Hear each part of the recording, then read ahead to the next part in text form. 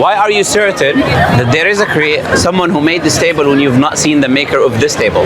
This specific one. Because it's probably a manufacturer, right? Why do you say that? Does it because it has design, has language? I checked, they're probably right. No, but I mean, why do you assume without checking? Because like all tables are manufactured. Why? Because they require design. So they require you to bring material together, to have knowledge of language, to bring plastic and metal and wood together, which cannot happen by itself, right? If I said to you that it's just a storm and the storm made the table, you're not going to believe me, would you? Right? I wouldn't believe myself too, you know? So what we're saying as Muslims is this. When you see something that has signs of design, you infer the designer. You do not need to see the designer yourself. For example, the pyramids. You believe someone made the pyramids, right? You cannot see the makers of the pyramids because you don't know who made it, right? But we still believe there is a maker based on the design that we see on the pyramids, right? Yeah, that's because they're complicated. Excellent. On how to make a table from IKEA, I can probably do it. Let me use your own words. It's complicated or complex, right? Which one is more complex, the table or you? You or the universe? So if this simple table by necessity requires a maker, if this simple table by necessity has a maker, can you and the universe come into existence without a maker? Using the same analogy? Saying that God is the maker, right? I'm saying that if something is so complex, like the universe, like if something simple like this requires intelligence, requires knowledge of language, requires to bring complex material together, the universe will require something far more intelligent, wise, and powerful. Would you agree with me? So this is what we say, right? So when you say you're not sure, that's what we say. We say when you look at the universe, the alteration between the day and the night, you see the rain coming from the sky, right? The same water goes in the tree. This tree gives you different fruits. It's the same water, but the fruits come out, different fruits, different colors, different nutritional values, right? You want to say something, I think? Yes, go ahead. So could you not say that like all of this could be explained with science? Like what scientists know? I'm not trying to like... No, it's okay. I want you to ask questions. I want you to engage. What is science? I'm not good at science. I'm just asking. No problem. I'll answer you. You know how like the weather can be explained because of like pressure. Excellent. I know what you're saying. Let me explain to you. Science is the study of the physical world, natural world, through experimentation. You make experiments. Repeatability, you repeat the experiment, and falsification. So either you falsify the theory or you keep the theory for now based on the data that you have. This is what science is. Yeah? That same science is developed by a Muslim. The method you're using today was developed by a Muslim called Al-Hasan ibn al-Haytham in Andalusia in Spain. Now, science explains something which already in existence. For example, if your auntie bakes a cake, okay? Science can explain how the cake was baked, how much sugar, how much salt, how much. But science itself is not a human being that will bring the material together of the cake. You will require something. You require something to do that. You understand what I'm saying? So you require your auntie, and you require the material to be there, and you require your auntie as a cause to make the cake. Then science just observes something which is already there. So science can observe and explain how the universe functions, but it cannot tell us where the universe came from or the material of the universe. You see what I'm trying to say? I see where you're coming from, but that's why I don't know. Because I don't think that everything is just like because it is. Like I believe there's a reason, but I don't know what that reason is. Excellent. So we say if you look at the universe, through the universe you can know. Like as I said to you, you need something with a human intelligence to make this table. Animals cannot have enough intelligence to bring language and words together and plastic, right? So you assume something about the maker already without meeting him. You assume he's intelligent, he's a human being, right? It combined X, Y, and Z.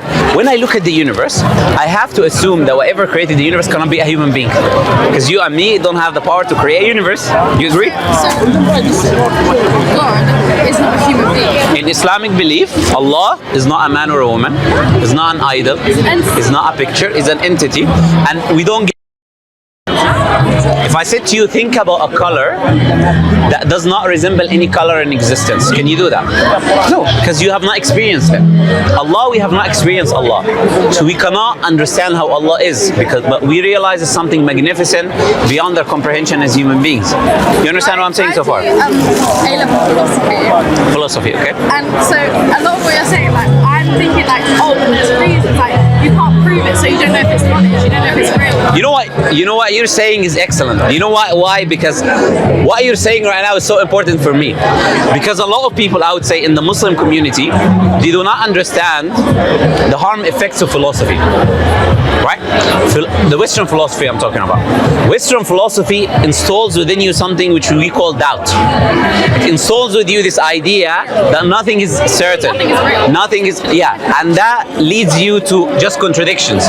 Because in reality, in order for us to live, we need to have certain things as assumptions. Like we have to assume we exist. The universe is in existence, right? The universe is consistent. Everything will continue to be the way it is. In order for science to work, we have to assume the sun will rise and it will set. You get the point? So these are assumptions that you need. This basic kind of knowledge. If you don't have as a human being, you cannot function. Even in philosophy, there is assumptions.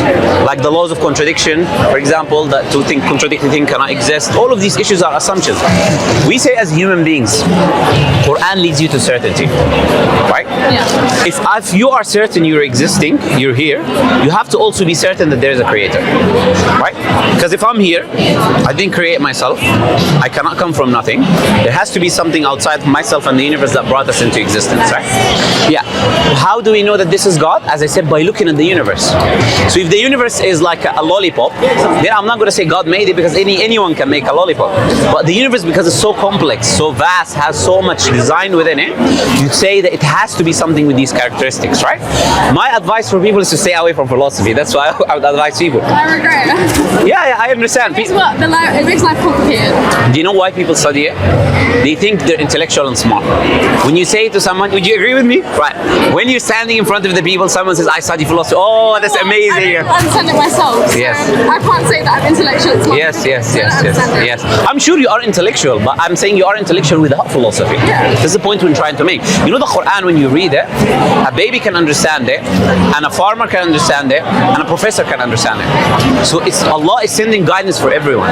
Allah is not sending philosophical, very deep language that only you need a professor to understand. How can it be for everyone then? You understand?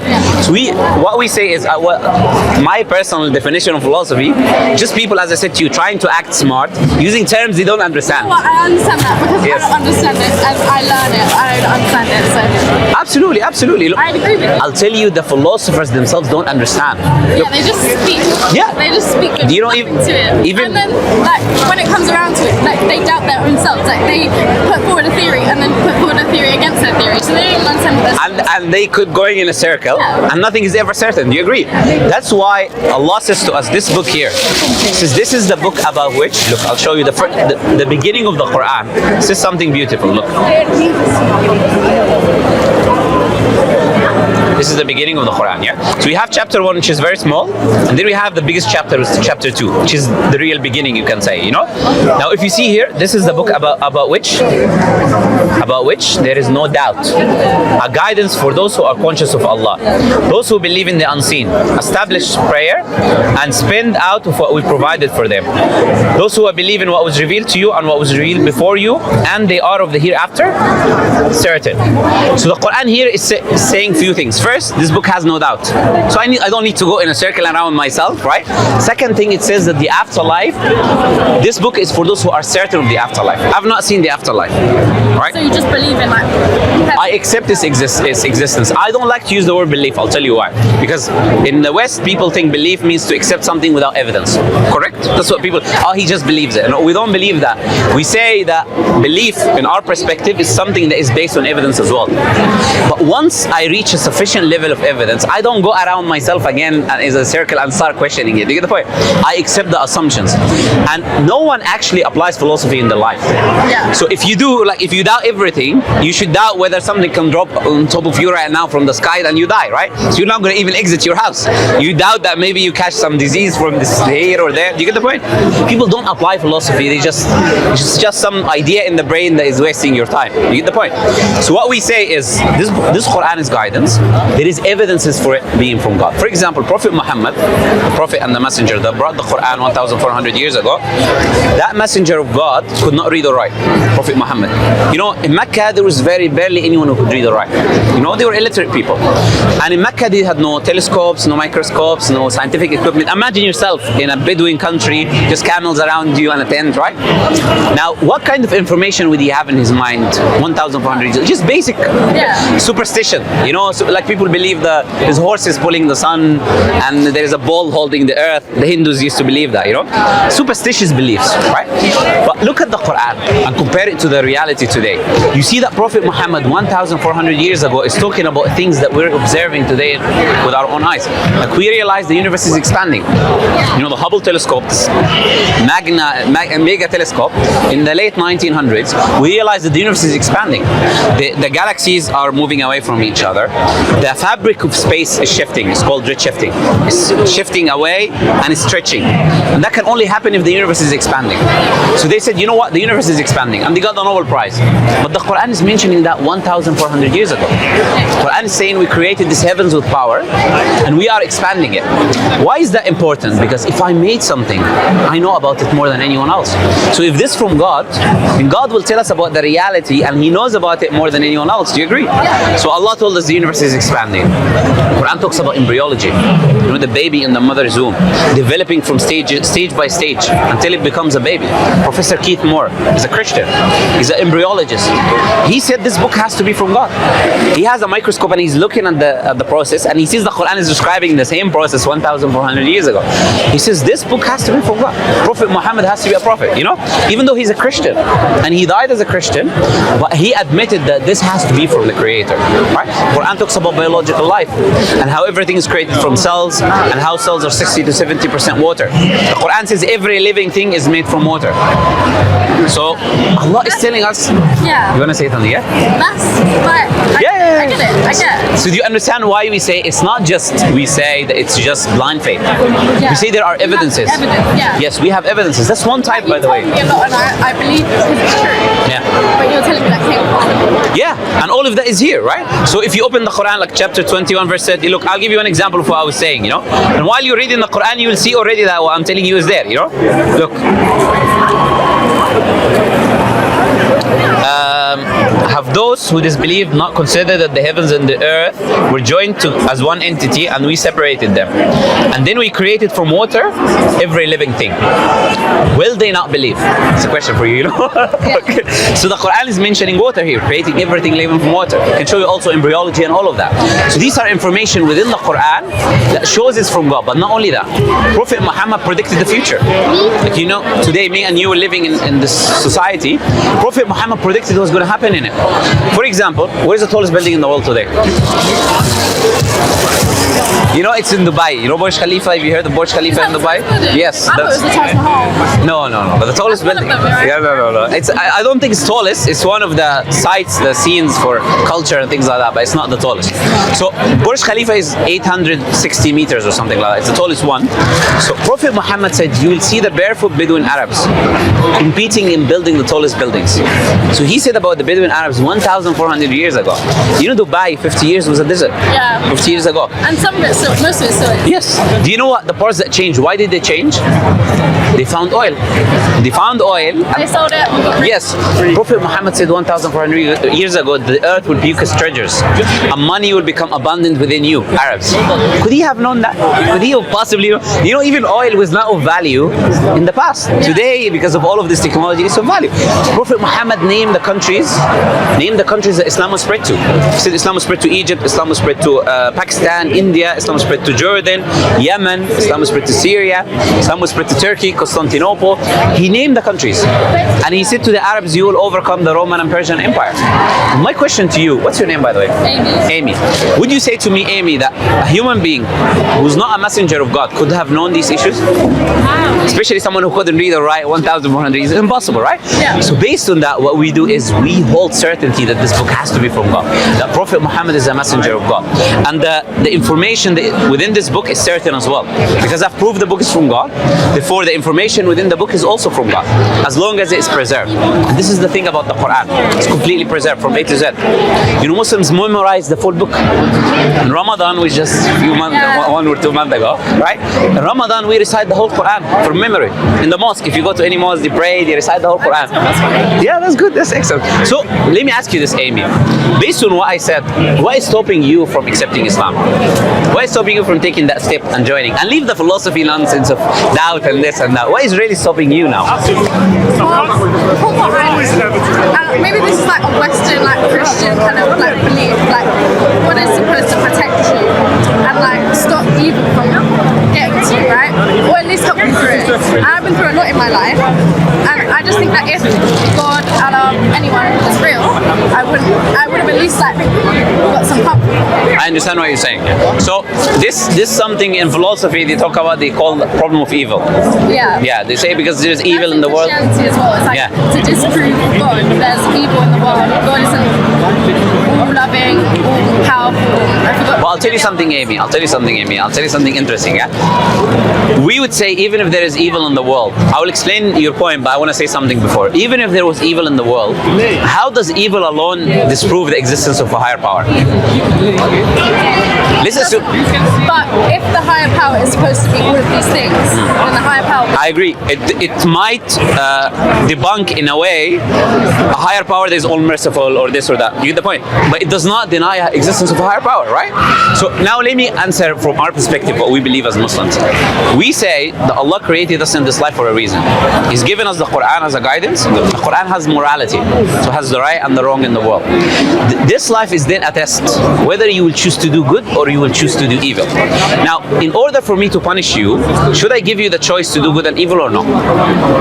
In order for me to test you, if I want to test you, Amy, should I give you two choices or can I give, if I give you one choice, is that a test? No, anything. It's not a test. Yes. Yeah. So I have to give you two choices, right? And if Allah punishes, Allah says in the Quran, if we were to punish those who do evil, I haven't done anything wrong. no, not you. I'm not saying you. I'm saying those who do evil. Yeah. Allah is saying if we were to punish those who did evil before them doing the evil, then they would say we haven't done anything wrong. Do you get the point? Yeah. You see, if you were only sent as the messenger, we would do good. Do you get the point? So Allah is saying you have to allow them to also take the actions of doing good and evil in order for Allah to test them. So if this life is a test, Amy, if this life is a test, then you should have the choice to do good and evil. Do you agree? Right? So even you can do good, I can do good, but there will be people who will do evil. There will be people who will fail the test, and there will be people who will succeed in the test, right? So there has to be evil in the world. There has to be evil. In order for you and me to know what is good, we need to experience evil. Now imagine there was only evil in the world. Can you know what good is? No, right? So in order for you, do you see the point, right? Yeah, very good point. So if we go to paradise, sister, in order for me to evaluate paradise and be happy, I need to understand first what suffering is, what bad is, so I can appreciate the blessing of being paradise. You know, we're born with certain privileges. To expound on the example, we are born with privileges, me and you. We're born with a house, we're born with family, we're born with food in the fridge. We take these things for advantage. You agree? Because we had them from the beginning. If you always had good from the beginning, you will take it for advantage. But when Allah tests you and He gives you a little bit of difficulty, you appreciate the good things that He's given you as well. So Allah is saying in the Quran, makes sense, right? So Allah is saying in the Quran that He tests you with good and evil to see whether you will be thankful or not, right? Yeah. So Allah tests us in this life, and so we can come back to Him. If my life was always perfect, I'm never gonna go to Allah and say thank you for giving me this and that, or call upon Him, help me when I'm in a bad situation. People remember God when they're in difficult situations. You get the point? So Allah sometimes makes that situation for you to remember. Sometimes Allah makes a difficulty in your life to raise your level in paradise, to remove the sins that you did, So we might do evil. So Allah gives us something hard in this life to take away the sins that we did. So the wife of the Prophet, she said, even the pinch that you have from, you see, small pinch, it moves from your sins. So Allah moves away the punishment. He doesn't punish you. He gives you these things in the life in order for you not to be punished in the afterlife. So does that make sense and answer your question? Yeah. Okay. Is there anything else that is stopping you from being Muslim? If not, then you should take the step, you know? I've never thought about it. I wasn't raised religious, any religion. I've never thought about it because I've been around people of different religions. I respect it, but it's never been something that's ingrained in my personal culture. So you've been around the people, but you didn't think of taking that choice of becoming Muslim, right? Do you know? I was never surrounded. I was surrounded by people that individual beliefs. Yes. And I'm an individual person with my individual beliefs. And so I don't think it like cross over onto me. And it's not really like conversating. I understand. So everyone says just my opinion and that's it, right? Subjective views, right? We say the Quran is objective because it's from God, right? It unites the people. You and me and everyone. If we follow the Quran, we're following the same thing. You do not follow me, and I'm not following you. We're both following the creator of the universe. If I make this phone, then I know about the phone the most, right? No one knows more about this phone more than me. So I give you a manual. Don't do this with it or do this with it. So it would make sense that the creator knows about me and you more than anyone else. That's why the Quran has the morality. But without that, you only have subjective morality, right? You don't have morality in reality. Just what you want to do, you just do. And what you want to leave, you leave, right? But Islam brings to us the objective morality.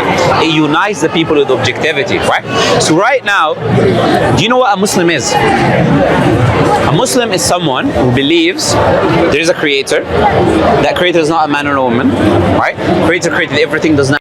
As I was telling you, all powerful, created the world, is merciful, is wise, right? And he sends messengers like Jesus, Moses, Noah, Abraham, and these people. They bring revelation from God. And Prophet Muhammad is the last messenger who was sent to us, and he brought the Quran for us as a messenger. If someone believes in these two basic things, then that person believes what a Muslim believes. So if you were to think after what I told you, it would make sense that Prophet Muhammad is a messenger, as you said, Allah is the creator, created the world, then in essence, in your heart, you believe what a Muslim believes. You get the point, right? But if you testify, then you officially become a Muslim. You officially enter the faith of Islam, right? And then there are practices that you take here step by step. Because a lot of people, they think, okay, well, I'm going to tell my family, or I'm going to do this, or I'm going to do that. We usually say, keep it for yourself in the beginning, right? Become Muslim, read the Quran, think about things step by step. Any questions, you can come here any day, no problem. Come next week, I'm here. Yeah, as well. Yeah, I can talk to him as well. And we're happy to answer any questions. Yeah, he told me. Yeah. So any questions you have, anything you want to ask, you can ask, and then we can answer you, right? So I was not saying him because some people are specialized in certain fields. Like for example, you're just like general. Sorry? You say it as a whole. Yes. So I'm saying the best thing is if you have religious questions, to go to someone who studied religious discourse and comparative religions, right? So you like study it? Like, Yeah. I'm not. There's people in Oxford Street that just preach the Bible. Yes. You're not like that. No, I would say I did a lot of self-study as well, right? I went to university for Islamic studies, but I also did a lot of self-studies. Like we didn't learn the Bible in university and other religions. I had to do my own self-studies on that, right? But the point is, I engage with people. I deal with questions, common questions that people come with. Someone who's just a lay person, you wouldn't go to him for a heart operation. Do you get the point? Because he didn't study it. So we say that religion is the same.